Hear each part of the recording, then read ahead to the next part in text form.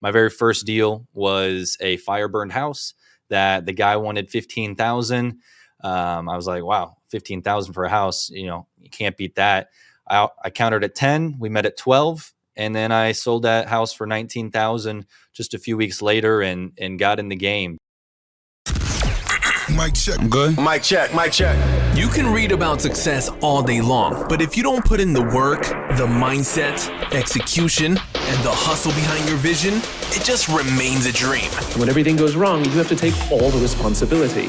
We uncover what high-level entrepreneurs, business owners do to rise up from hustling daily. So do what you feel passionate about. Take chances. The world becomes your library to help you to become better at your craft. Join me as I share with you actionable tips to help you grow your business, learn skills, and help you level up in your self-development journey. Your number one spot for business and personal growth is the Online Hustlers Podcast with your host, Esteban Andrade.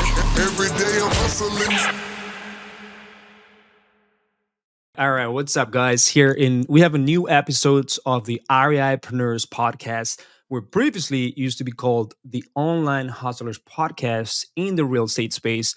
That is gone. That is 2023, 2022, where you used to be a hustler, and now we are real entrepreneurs.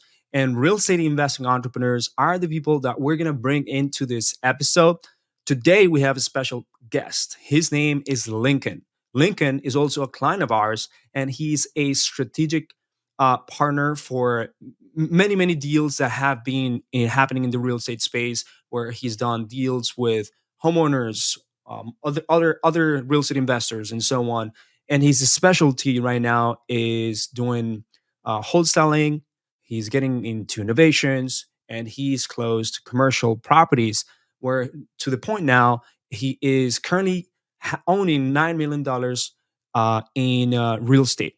But the story here is that he actually started flipping cars. As you know, you can make money out of flipping anything. You can literally flip shoes. I know a bunch of companies that make millions of dollars here in Miami where they flip shoes. You can flip cars. You can flip furniture. You can flip anything that you can fix up and ultimately make money. And we are in the game of making something look great and get paid after you do some sort of repairs out of it, and that is house flipping, right? So REIpreneurs is a discipline of many different people that we're going to bring in on the wholesale space, in the creative financing space, real estate, commercial real estate, fix and flip, Airbnb, short-term rentals of any kind, and any other different type of real estate entrepreneurship. Could be software, services, and so on. So today, my special guest, his name is Lincoln. I want to introduce you guys as one of the guys that actually has a really interesting case study. Because am I wrong? But I believe you commented on that you were able to get a deal after someone came in from a lead that was under contract from a real estate agent, and they ended up calling you back at some point. You ended up making money out of that lead that was under contract with a real estate agent. Am I correct on that one? Yeah, absolutely. We definitely took a deal down like that, where a deal was brought to us from an agent, and there's a couple different times this happened where the house was already listed, but we saw, even at that price, there's room to make money on this for a wholesale for one of our buyers just by putting it in front of them. And so we were able to take it down and turn around and sell it for a profit. Yeah, I think it was like over 50 or 40, something like that, where you made good money. Yeah, I saw that, and I saw it in the comment. I'm like, this guy is resourceful. He knows that follow up is key. He knows that he needs to collaborate with real estate agents as a real estate flipper, as a wholesaler. And he knows that if a seller doesn't sell today, it will sell in the future. So I like that comment. Thank you for sharing that. But let's jump right into tell me what's going on. So you're a car flipper. Tell me more about that. Like, who was Lincoln back then, and like what crazy things as a 20-year-old that started entrepreneurship. Now that you're 24, owning $9 million in real estate. Tell me a few crazy things that you went through when you were doing, car flipping. Yeah. I'm definitely glad with where I've been at recently, just coming from initially, selling cars. I was buying and selling anything I could. I never had worked for anybody. In fact, I still haven't had a W-2. I just always wanted to work for myself and do business, and buying and selling just kind of became the thing that I did. Owned my own lawn care business, did that for 7 years. And then I just started experimenting with finding things on Marketplace, Craigslist, wherever I could find a deal, from electronics and phones, bikes, jet skis, tickets to shows and whatever else. I would just buy low, sell high, negotiate, figure it out. And so, I did that with cars for a little while, and it was good. I never went to the point of getting my dealer's license, but would still do, one or two a month, make a couple thousand each, and really enjoyed it because you could just, I just love hunting for deals and looking for opportunity. And I felt like that's what I could do well with anything, car related. And it just got to the point where I was like, you know what? I started my first year of college. I wasn't really passionate about anything specifically there though. And I was like, you know what? I've done this with cars. I think the same principle should apply with houses, and started listening to podcasts, reading books. Wholesaling kept coming up again and again. And I was like, you know what? I think this is a route I'd like to go in. So let's just go 100% at it, study, learn, and just jump into trying to do a house flip, a wholesale, buy low, sell high. And that's what I did, getting into real estate. So my very first deal was a fire burned house that the guy wanted 15,000. I was like, wow, 15,000 for a house. You can't beat that. I countered at 10. We met at 12. And then I sold that house for 19,000 just a few weeks later, and got in the game. So that was my start to it all, and I kind of got hooked from the beginning.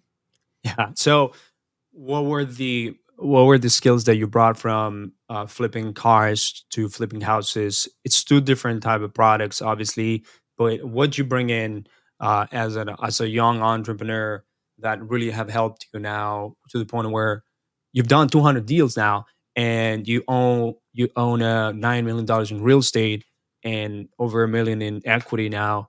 Is crazy, the amount of things that you've been able to do in such a short period of time. And you're just 24, dude. When I was 24, I was literally just partying my ass out. So good for you, to be honest.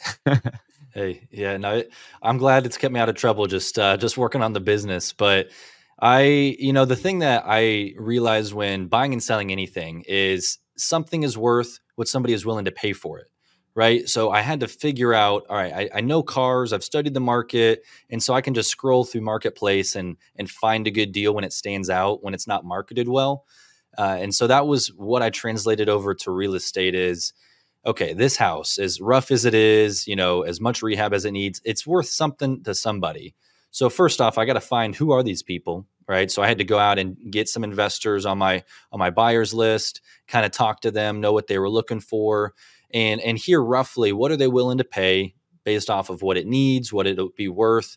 So I started figuring out, okay, we got to figure out the ARV, got to do a margin of 75 to 70%, or 75 to 70% of ARV, 30% margin, and then the rehab, and then my wholesale fee. So I figured out that process, realized, okay, now I know what somebody's willing to pay for this. Now I just got to go out and find it, right? I've got the end buyer. Now I just got to go find the product. And that's what I did. As I went out, found this property, had some buyers already interested, and then it was just a matter of negotiation and getting the best deal I could on that specific house. Yeah. Okay. That's great, man. So you brought in, obviously, that grind of knowing how to find good deals or identify good deals, but that's not enough. Obviously, you know that, right? And there is a lot of things that wholesalers don't do in their first, especially in their first 3 years of business, where you have done it. Like, you've done 200 deals. That doing 200 deals in the relatively short amount of period of time, even though I'm pretty sure it's been quite a ride for you, it's not easy. Okay. And this game itself is not easy. You have a podcast. I'm pretty sure you talk about like doing deals all the time. What's the name of your podcast yourself? Yeah, the Growth Circle podcast. The Growth Circle. So growth and the right circle. Like, that's already two words that are huge for any person that wants to come in and do this business. You need to grow in every aspect, and you need to be in the right circle, and you have to be in a growth circle. And I believe that you've taken actions and you're doing things that other people are not doing. You learn things that other people don't learn right now, and you believe in certain things that some people don't believe just yet.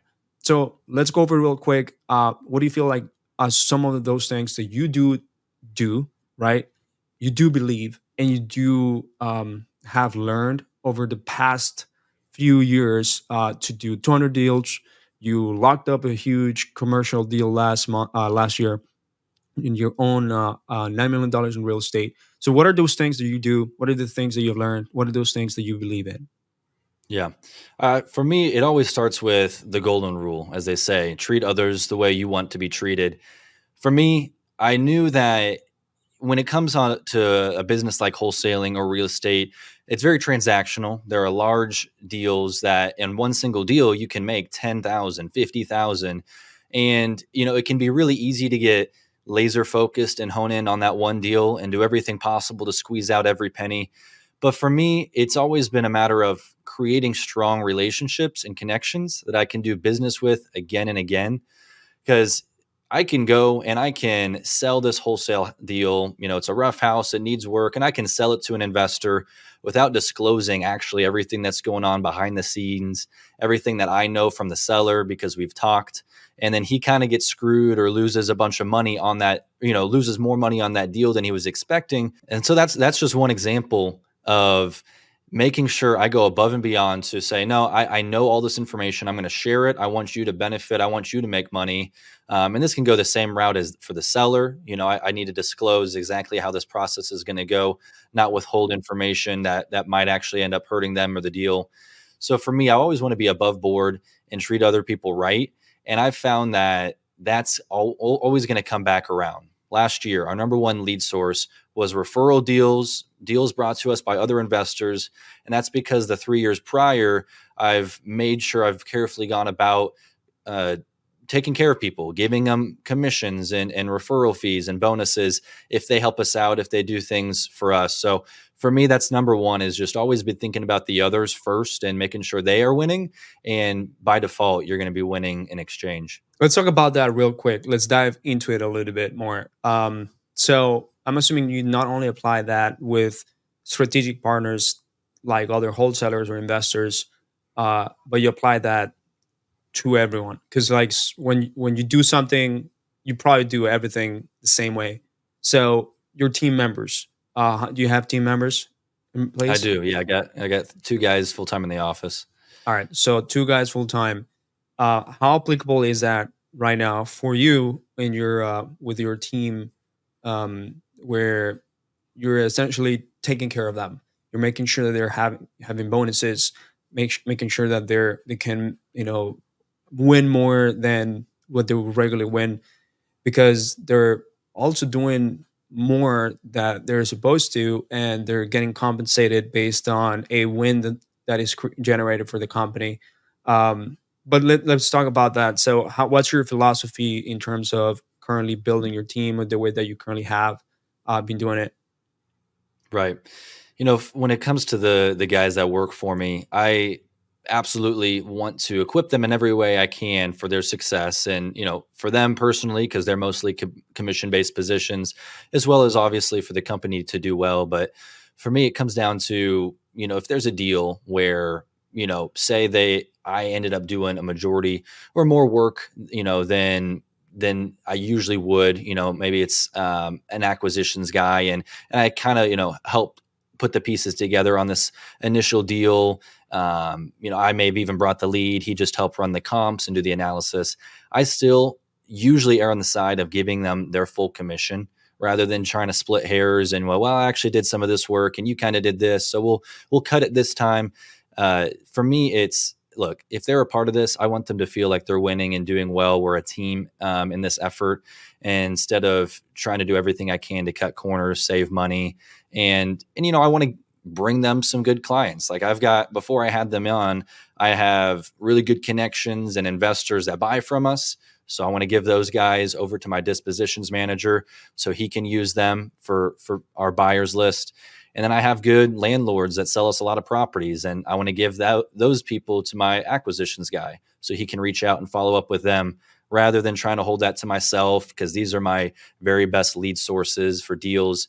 I want to give that back to them so I can trust them to build the company up, do more deals instead of trying to cut everything short. And I've seen that only go further and the urgency, even take more hold, in the work that they do. Yeah. I mean, I like that approach because, a lot of entrepreneurs, they start in the very selfish matter. They're like, oh, I want me, I'm investing in myself. I want this, I want that, and this is what I'm going to do. Right. And then ultimately, this is not a selfish game. This is a selfless game.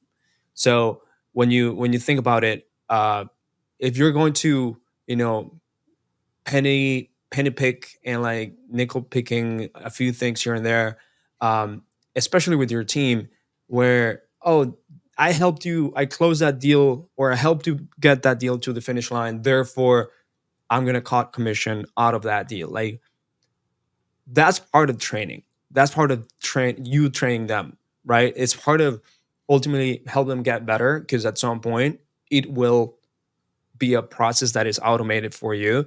So why are you going to penalize certain things where you should be fully just supportive to that person, right? And I feel like a lot of people, they are like that because it's their money, their leads, their marketing, their business. But at the end of the day, if you want people to really stay with you for a long time, dude, like, you have to make them feel like this is the best place to be in a long time, right? So Absolutely. I love that, man. So what are the few relationships that you've been able to build that brought you amazing deals? What are some of those deals or some of those things that relationships and giving brought you so far?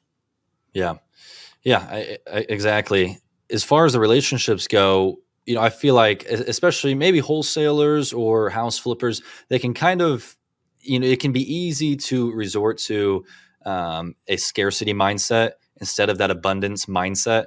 But I think it's so crucial to have that abundance philosophy when you're doing deals, because some of the, the characters in our, local economy or local community where we're buying and selling properties, some just kind of cut them out, like, oh, they're annoying, I don't want to do deals with them, or, oh, they kind of screwed me one time on this, or I heard that they did this to so-and-so. And, very quick to shut people out. And you got to watch and be careful and know who you're dealing with. But for me, I don't ever get upset when there's other wholesalers out there that are doing well. They're taking maybe even some deals that I could have had or that I was working on.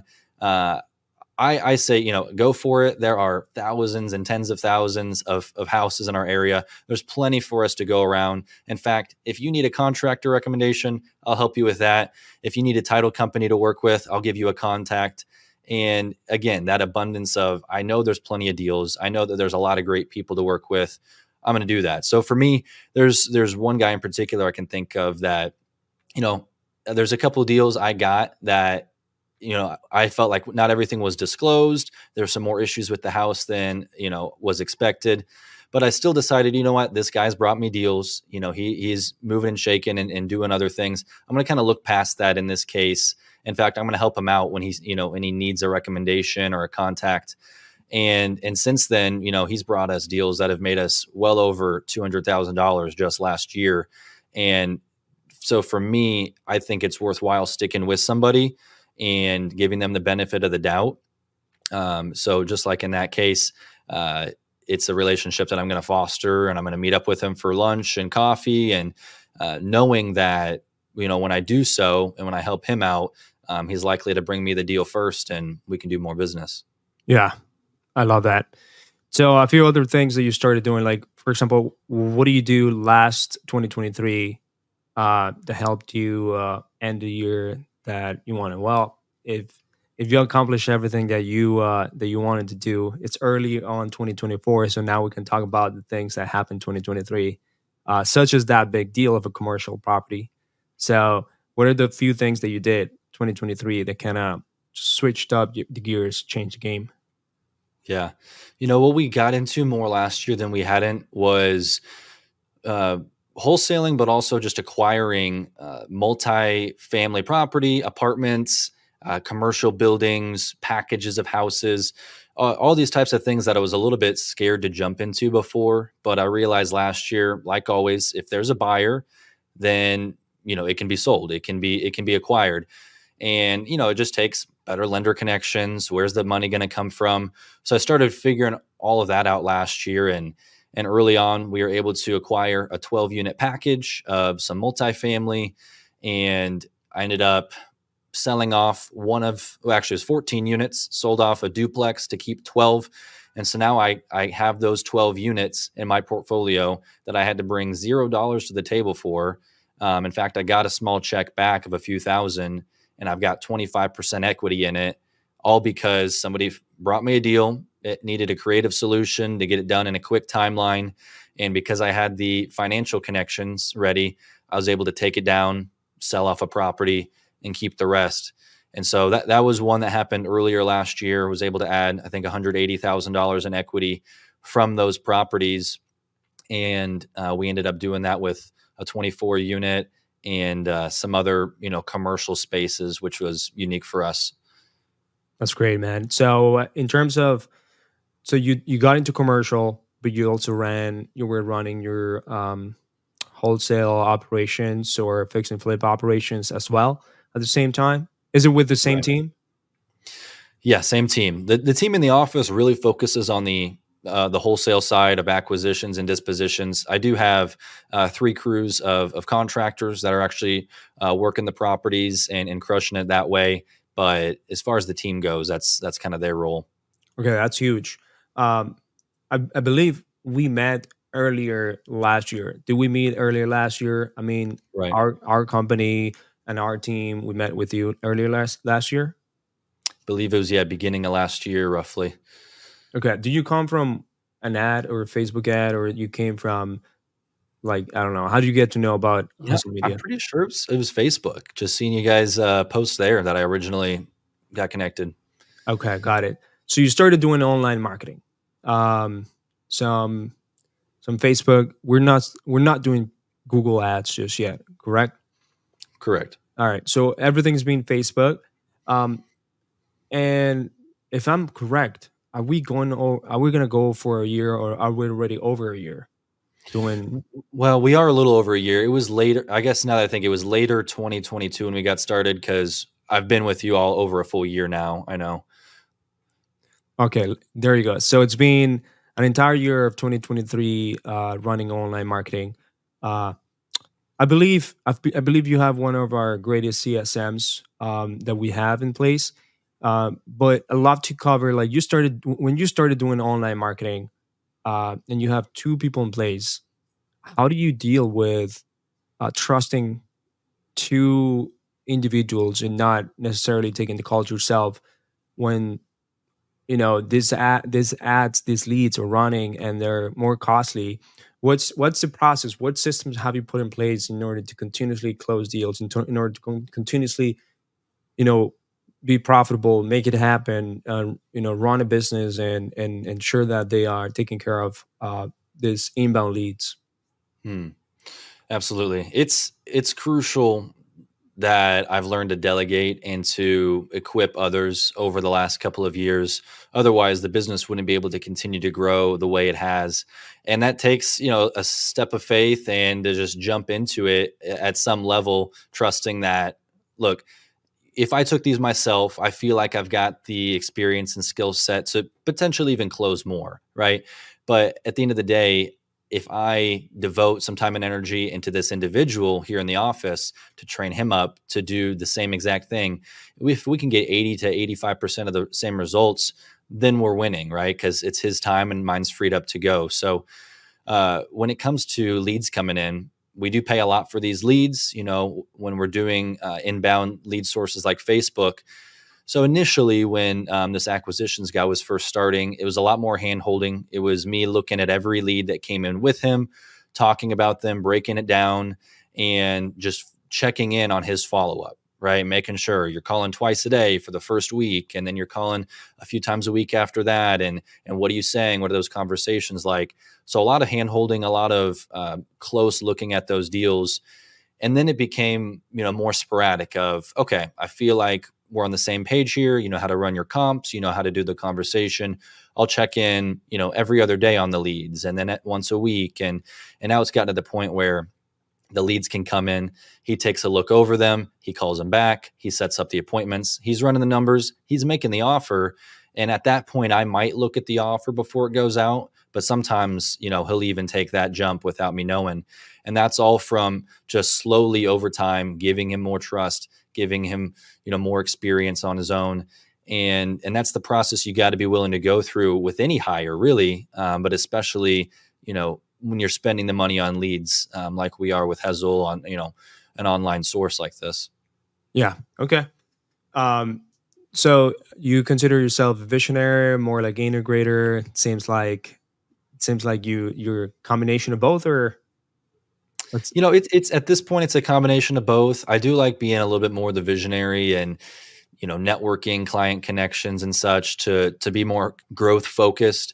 But at the stage of, the business, I still tend to be an implementer, integrator on a lot of the aspects, but that's kind of where, I'd like to be as I find more people to hire on and delegate out to. All right. As a 24-year-old dude, and then you started at 20, how do you stay so disciplined, so structured? Like, a lot of people that are in this game, they've been there for years, or they tried it for years and they come to speak with us, company like us and stuff like that. And we notice every constraint that are in their business. And it seems like you have done a lot of things that are people still haven't been able to figure it out. So as such a young guy, like 20, 24, like what's the secrets? It's usually the boring things that nobody really wants to do that are the things that make us the most money and are most successful for us. And, I'd really say it's just being consistent day in and day out for the last several years of doing the things that I know are going to directly lead to deals, especially early on. I think that's so important and overlooked is everybody wants to do the things of setting up a website and, building out your LLC and creating an operations manual of all the systems you need, rather than just picking up the phone or getting some ads going and just starting to do things that could directly lead towards you making money. And for me, I just put my head down and I called, I put out mailers, I door knocked, I did what I needed to do to get deals and to build the business. And so I focused on that a lot for the first couple of years, is just grinding on acquiring deals. And then after that, it was more starting to build out the systems, the team and all of that. But it's just showing up every day, some longer days and weekends. But for the most part, if you can be efficient 8 to 5, that's all you really need. If you can be efficient and productive 8 to 5, you're going to pass the competition quicker than you'd think, because most people are in this for 6 months and they're out, or they're hot and cold. But if you can be consistently working on things that are going to get you deals, and a big part of that is being smart and tracking your money, tracking your time. I've always tracked our lead sources, what's bringing us the most money, what are we spending on it?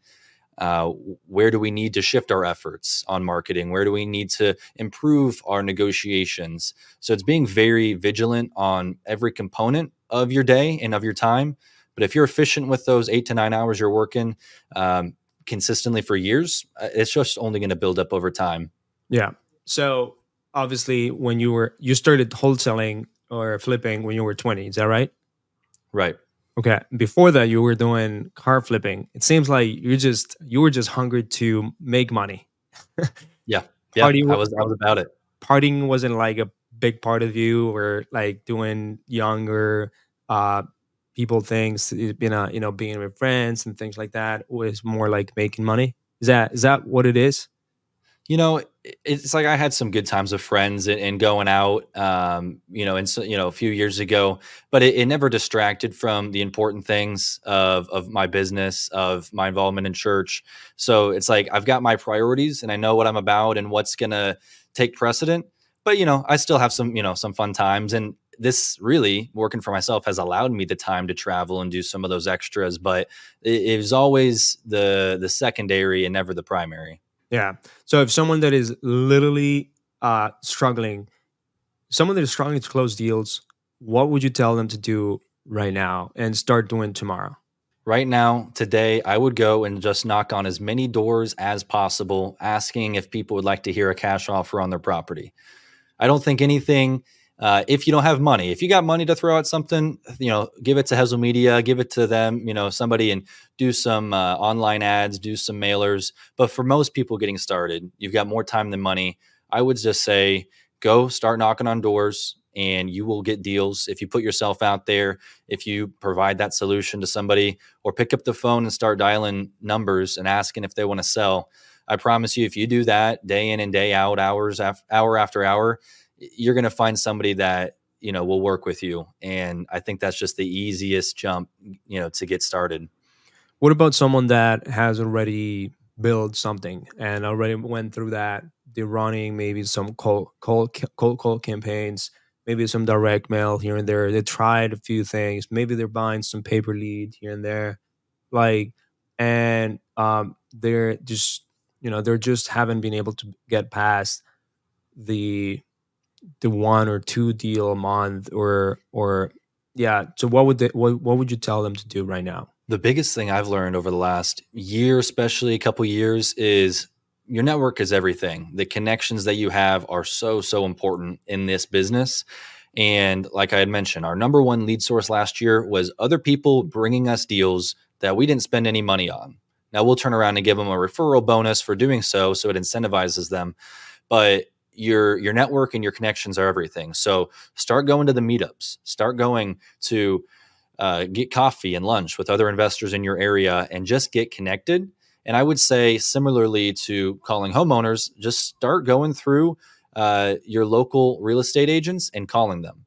Call every single person that's doing real estate and tell them, hey, I'm so-and-so. I'm looking to buy properties that need renovation, that need fixed up, and I can provide a cash offer for that, make it as easy as possible. I'd love to get you paid. I'd love to pay you a full 6% commission just for bringing me those deals. And go out and start getting connected to hundreds of realtors. And before you know it, those realtors will think of you, especially if you follow up every month or two, and they'll start bringing you deals of like, hey, this is a seller that wants to sell, but they don't want to list. Can you give them an offer? Before you know it, that network is going to start bringing deals straight to you that you didn't even have to spend money on. And that's how the business really grows. So I would recommend get connected to your real estate professionals, to agents, and put yourself out there more. That's kind of what you did. Also, you have your Growth Circle podcast for that reason too. It's a tactical marketing play, right? Like Right. you have a podcast, you go to the RIAs or you go to the meetups, you have a few guests here and there. You create relationships. So I feel like that's also a hack. Is it? It is. It It is. is a I hack. mean, you obviously are doing a great job with your marketing efforts, with your social media companies, because it works, right? What are people on nowadays? They're on social media. That's the common place for people to meet up and discuss. So just by providing valuable free content that people can watch, making posts, you don't even have to have a full-time podcast. Just by making real estate related posts and getting your deals out there for people to see, that's gonna, again, it's all about those repetitions and getting in front of people and the association with your name and real estate deals, your name and cash offer, whatever it is. And the more they see that online, the better chance they're going to think of you when they actually have a problem that comes up and they need a solution. So I would absolutely say your personal page, start a business page, start a content page of real estate related efforts. Yeah. So right now, how can people find you on social media? You have a YouTube channel too? Do you have a social media? What's in there? The best way is, reach out to me through my podcast, Growth Circle Podcast. It's on all the different platforms. We put up videos on YouTube, on Instagram. So just search the Growth Circle Podcast and you'll be able to connect with me directly through any of those. Love it. All right. So Lincoln, um, we were talking about the things that you were doing over the last few years, but what have you learned differently so far that you've been like, like this book, this course, this coaching, this technique, this strategy, this tactic, or this belief, or this habit, like is the one that helped me a lot, like in the last year, and so on. The thing that comes to mind that is just more of like a principle of how money works. You got Robert Kiyosaki's cash flow quadrants, and the 4 quadrants are employee, self-employed, and you've got business and investments. And 95 to 99% of people are on this side of the quadrant. They're self-employed or employed, right? So they put time in to get money out. On this other side, it's businesses and investments. And that is you put time in initially, and then it continues to put money out on its own because of something that you've set up. And so the more I get into real estate and rentals and business, the more I realize I need to be putting the majority of my time, as much as possible, out of the day-to-day employment side and more into my business, which will eventually be a machine that can make money for me on its own because of the systems I set up, or into investments that do the same. I initially acquire it, I hand it off to somebody to manage, and then it can also produce income on its own. And it can be easy in the business to get caught up in the day-to-day work, to get caught up in just going through the deals and taking care of things that are in the moment. But I have to section off a portion of my day every day to work on business building aspects rather than just working in the business. And so the more I get into it, the more I love spending time on building the systems itself, on trying to acquire properties instead of just flipping them away for an instant cash return.